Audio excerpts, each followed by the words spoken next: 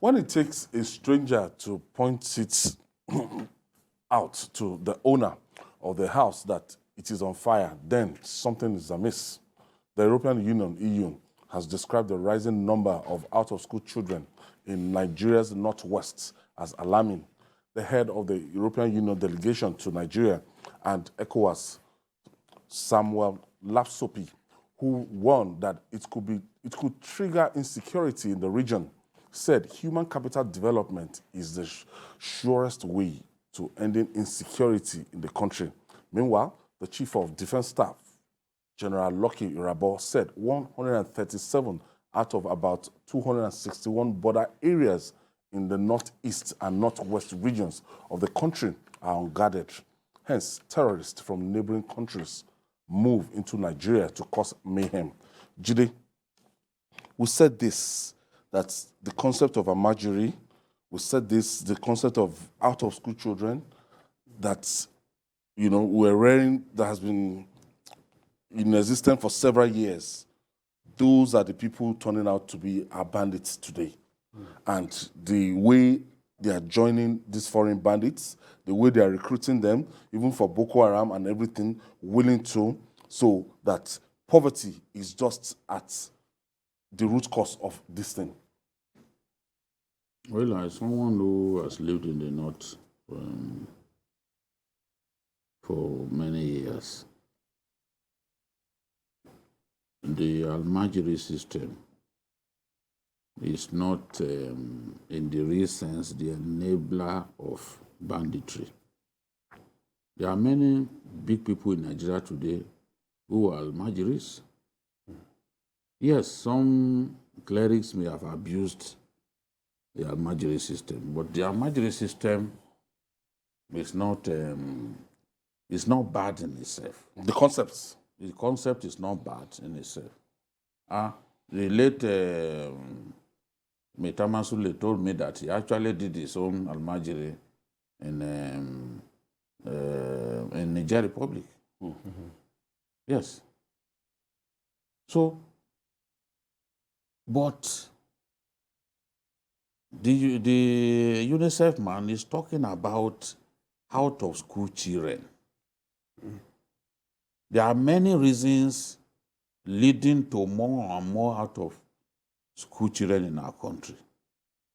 There are many parents who cannot pay school fees.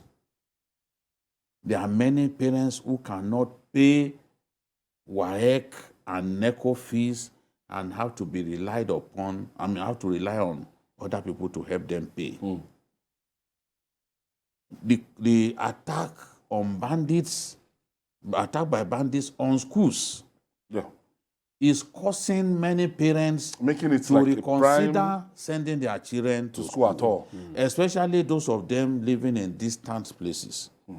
In the city centers, in the urban areas, it's not so much of a problem. But a lot of the schools in the hinterland have closed. And you can't tell me that all of the children of those schools in the hinterland have been absorbed into the school system in the urban centers. No. It's just not possible to absorb everybody. Some of them are roaming around nothing. Because those are the dangers of the attacks. Look at during in the year 2021, there were 25 attacks on schools in that area in the north west. 144 children were abducted, 16 of them killed. It was so rampant. Now, more than 618 schools closed. When they shut these schools, a good number of those children will not be anywhere else. There's also the problem of parents able to send children to primary school, but the transition from primary school to secondary school will not happen because it will end there. We've seen even some of our own friends have told us about their parents, their father being polygamist, who decide that, okay, every year, this is the children of this person that will go to school. They'll rotate it. You know? So there are all kinds of problems. When there are constant attacks on schools, Even Ilekeu, these places where they train children on Quranic education, some of them have been attacked. In Tegina, children as young as 4 years were taken away. Some of them died in the forest. So how would people feel comfortable? That's why I'm not surprised that it is Northwest that they are concerned about, because the attacks on schools in the Northwest in the last 2 years have been too much. Too much. And what this does is it discourages parents. Some of them, you are even begging them to send children to school. They are now hearing that they could lose their children to bandits in the process. So you ask them to come and pay 100 million naira to release. And they'll then come and you sell your house, you sell everything because your children want to. Which house are they going to sell? The huts or what? The people who don't have anything. They will just suffer for nothing. Yeah. There was a senator who had to pay. He had to pay for ransom on behalf of some people. Because there is no way they will pay. They've not got the money to pay. These people will just suffer them for nothing. So this is the kind of worrisome situation that we find ourselves in the North West especially. And when he's talking about borders, okay, borders in Borno North, in Borno North, for example, we share boundary with Chad, with Cameroon, with Niger Republic in Borno State alone, sharing border with 3 countries. A lot of those borders are unmanned. Who, for example, will go and man some of the borders in the areas where Boko Haram attacks are prevalent? How do you want to do it? You put custom people there or immigration? They'll be wasted. Even in the Northwest, Sokoto and some of these areas, I've read reports of customs men and immigration men being kidnapped by bandits. So once they are kidnapped from their duty posts, who will man those places? And this is through these border posts that weapons, illicit weapons, are coming in. Those weapons merchants in Niger Republic, they are so desperate that even through the waterways, River Niger is in Kebbi State, they are bringing weapons even through River Niger into our country. Unfortunately for us, we share, more states share border with a semi-failed state like Niger Republic than any other country around us. No less than 6 states. From the Northwest, the extreme end in Kebbi, right up to Yobe, we are sharing border with Niger Republic. And these people bring in weapons. Some of them all the way from Chad. They bring in weapons. No one is stopping them. So how won't insecurity get worse when they have access to weapons? Bolaji, I think from time, we've never really paid attention to manning this unmanned border from time. So now we are now seeing the disadvantage, and we're now seeing the problem that could stem out of those unmanned borders. Well, Nigeria is a very, very big country. Where do you want to really man? How many people can you deploy to man the extensive border that we have? If U.S. is thinking of manning their border against Mexico, building wall around it, that's just a segment.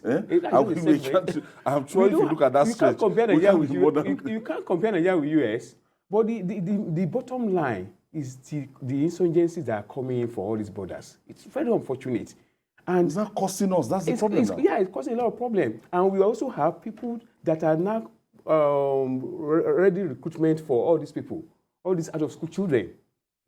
Like I was reading, as of 2013, we had about 10.5 million people out-of-school children. About a few years after the attack started, we had about 12. Presently, today is about 18-point-something millions out of school children. Majority of which are from the north. 18.5. And then young girls. You see, it's about the country itself. We are not using the right people. We have people in the north that understand this thing, that know that education is a very good thing. But they are not using them. I was reading about this man, former chief of staff, former interior minister, Dan Bazao. Very, very knowledgeable man. He had a PhD. Who is using this man today? Who is talking about? These are people that that kind of person should be a panel fixture in security in Nigeria. You shouldn't allow them now to even live as security architecture. Someone like exactly. He watches journalists and go religiously. Oh, really? I've never even met him. But I've read about I saw him in Imo State, and he saw me. The guy? He called me. I said, don't miss your program. The man has a PhD. That's his man that has. He's a fantastic writer too. But he's a lecturer. From what I read about it, he's a lecturer for some of these foreign universities and all those things. Why are we not using people like this for our security? You see, that's a person that should be have a committee on security. We are giving you this mandate. Do something about the problem we are having. I think the problem is because we are not ready to tackle some of these problems. We are not just ready. When we are ready to tackle, the solutions are there. It's not as if people are not, they don't have the solutions. It's the application that is the problem. Exactly, it's the application. So why not that we don't have people? Still talking about this on Monday, and when you look at it, you are talking about 261 here, but I'm sure when they take stock of... There are unofficial borders. There are official, he's talking about official borders.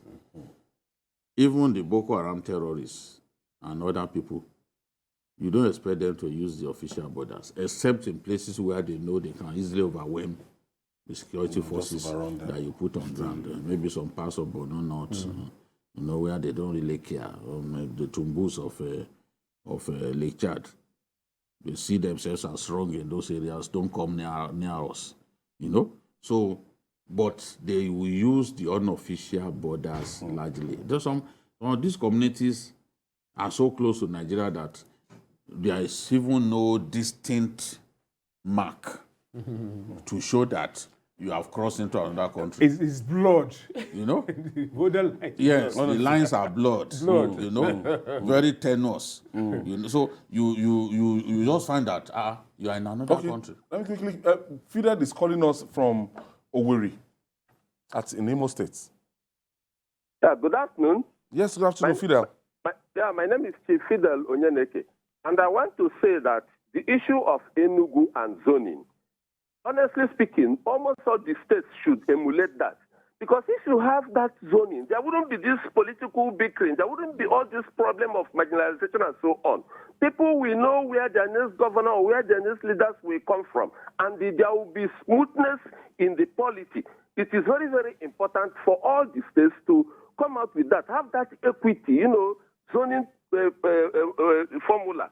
Then, about the issue of borders, we need to get it right by ensuring that our security agencies, including immigration, customs, that they take firm decisions on ensuring that influx of people is highly restricted. A situation where we have borders and we allow them to be porous, people come in, import arms and other things, and everybody will be complaining of insecurity.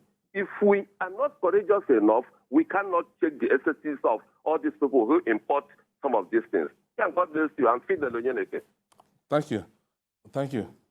Now, so at least they were able to achieve what you said was that most political parties in Enugu State, all the political parties, they decided that shows how popular that particular strategy. Very important. That shows how popular that everybody can decide to go in that direction. If you go against your own, you won't win. You're on your own. So everybody is towing that line. It makes sense. We have to commend the governor for standing firm. Now, it's apparently we are under-policed. Our military to the ratio of the Nigerian population and everything. Now, I think we need more hands around our border. When you look at how extensive, look at our border with Niger Republic, it can't be less than 800 kilometers. Our land border with Niger. It can't be less than 800 kilometers. Yes, it can't be less than 800 kilometers. Because we are talking about no less than 6 states. No less than 6 states. I think 6 or 7 states. So, Katsina, Jigawa, Kebbi in the northwest, and we still have Yobe, we have Borno. It's about 6 or 7. So even Sokoto, yes, Sokoto too. And close to doesn't this have to border, go to- some we have town, we have people staying around there Yes. There And are the that they don't have the presence of government at all. Of They course, can't because feel- some of them are in very remote communities. You know, so we cannot physically man even all our official borders. That's why he's suggesting that we should use technology. That technology can help us manning those areas. There is nothing stopping us from using unmanned area vehicles. You know, UAVs. Those UAVs patrolling the border area when they sense any dangerous incursion into our territory, they can then trigger an alarm system that will ensure that we get our troops ready to go and deal with the situation. And there are drones these days that can even be airborne for a whole month. Yes. These days they do solar power drones. So countries keen on protecting themselves are coming up with technology that will help them. So if you have solar power drones, for example, and they can be airborne for so long, the cost of even maintaining them, you know, it will be minimal. Yeah. So, but if you put the conventional aircraft, the cost of aviation fuel alone will make you to stop after maybe 1 or 2 days. You will see that it's not sustainable. So, well, we have to keep investing in technology to patrol our borders. The last take on this? Yes, I quite agree. Technology is the thing for anybody that is desirous of making any change. It doesn't even have to be the border. Anything you want to do, the technology is just there for you. If you don't have to put people there because it's so. Do you want to build a wall? How many kilometers do you want to build a wall? Have the unmanned area thing there, you know, and then drone. Or for example, if you look at where you are sure that there is a whole lot of people, influx of people into your country, you can focus on that area. That look, this is where we are. Okay, it's the Niger Republic. Okay, this is the border, this area that this is coming from. Then let us have a drone there that would monitor, and then you have standby people that will just go and intercept if there's any movement like that. But you see, the problem of this country is such that I don't even know whether that one is even I think it's the least of their consideration. But if they don't tackle this problem, we are not ready to tackle the issue of insurgency in the country, because these are the avenues where the harms, where even the people that are causing this problem are coming from. And if we don't stop it, there's no way we are going All to. of them are foreigners. Exactly. Malians, Exactly. Nigerians. So a you lot need of to them. stop that. Libyans. Yes, before you can really tackle the insurgency in the country. All right. It's the end of the first.